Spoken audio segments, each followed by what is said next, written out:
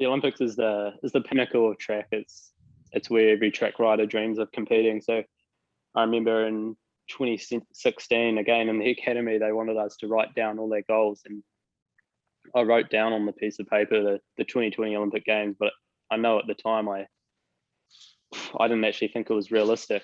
And up until even in 2019, I remember, well, it might have been into 2018. Sorry, my coach Sid Cumming was up in Cambridge with Cycling New Zealand, and they said that there's no way anyone new was going to get into the squad and push for an Olympic Games spot. And I wasn't in the squad then. I remember hearing that and being pretty let down that my chances of getting in the team are so slim. So even start of 2019, I thought there was very little chance of me getting in the team, and then opportunities came up. There was a few injuries in the team, and I got called up, I think, an hour before the flight left to the Poland Elite Worlds, and asked to come because of an injury. So, and that sort of slingshotted me into the picture, into the elite team, and then I guess took every opportunity from there and proved myself where I needed to, and yeah, earned that spot on the team.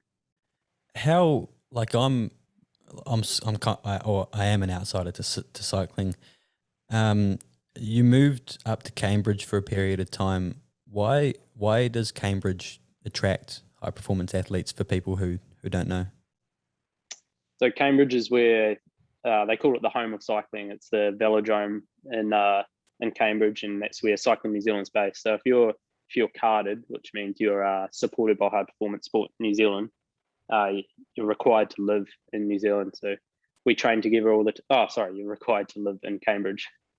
So when I got carded, I moved up to Cambridge and into a flat there, and just started training full time with the squad.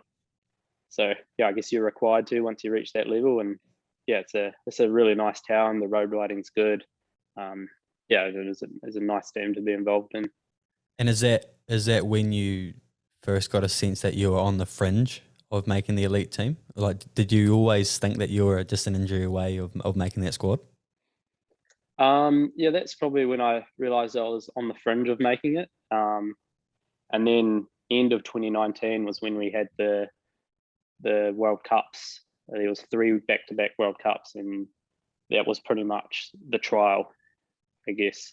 If you performed well there, they were going to select you for the World Championships at the start of 2020, and they pretty much said if the World Championships team will more than likely be the Olympic team unless anything really bad happens. So yeah, I performed really well in the World Cups, and I knew I deserved that spot after the World Cups. And yeah, I guess when the team was announced for the Worlds and we performed really, really well at the Worlds, that's when I was pretty confident in the team for the Olympics.